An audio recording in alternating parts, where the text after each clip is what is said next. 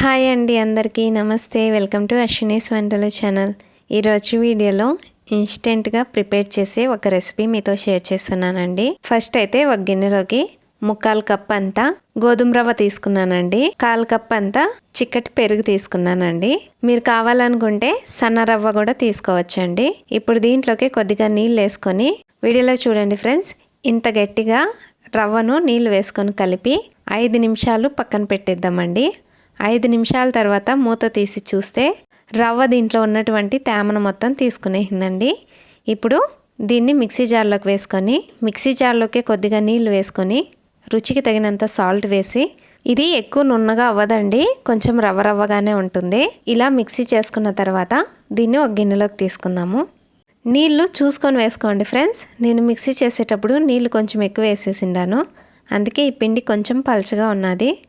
పలచగా ఉందని దీంట్లోకి 1 టేబుల్ స్పూన్ అంత బియ్యం పిండి వేసి బాగా కలిపేసేసి, చిటికెడంతా వంట సోడా వేసి ఒకసారి బాగా కలిపేయండి ఫ్రెండ్స్. ఇప్పుడు చిన్న ఇడ్లీ ప్లేట్ తీసుకున్నానండి. ప్లేట్కి నూనె అప్లై చేసుకొని మనం రెడీ చేసి పెట్టినటువంటి పిండిని వేసుకొని, నేను ముందుగానే స్టవ్ మీద ఇడ్లీ స్టీమర్ పాత్ర పెట్టిండానండి. నీళ్లు ఇలా ఉడికేటప్పుడు ఈ ఇడ్లీ ప్లేట్ని పెట్టి 10 నిమిషాలు మూత పెట్టేసేసి, 10 నిమిషాల తర్వాత ఇది ఉడికిందా లేదా అని ఒకసారి చెక్ చేసుకొని, ఇలా చూడండి ఫ్రెండ్స్, చాకుకు కొంచెం కూడా పిండి అంటుకోలేదు కదా, ఇలా పిండి అంటుకోకుండా ఉంటే ఇది ఉడికిందండి. ఇప్పుడు ఈ ప్లేట్ పక్కన తీసుకొని ఈ ఇడ్లీలు అన్నిటిని గిన్నెలోకి తీసుకుందామండి.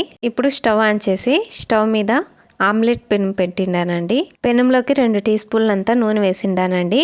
నూనె కాగిన తర్వాత 1 టీ స్పూన్ అంతా మినపప్పు, 1/2 టీ స్పూన్ అంత ఆవాలు, 2 రెమ్మల కరివేపాకు, 1/4 టీ స్పూన్ అంత పసుపు, 1/2 టీ స్పూన్ అంత కారపొడి, 1/2 టీ స్పూన్ అంత మిరియాల పొడి, 1/2 టీ స్పూన్ అంత ధనియాల పొడి వేసిండాను.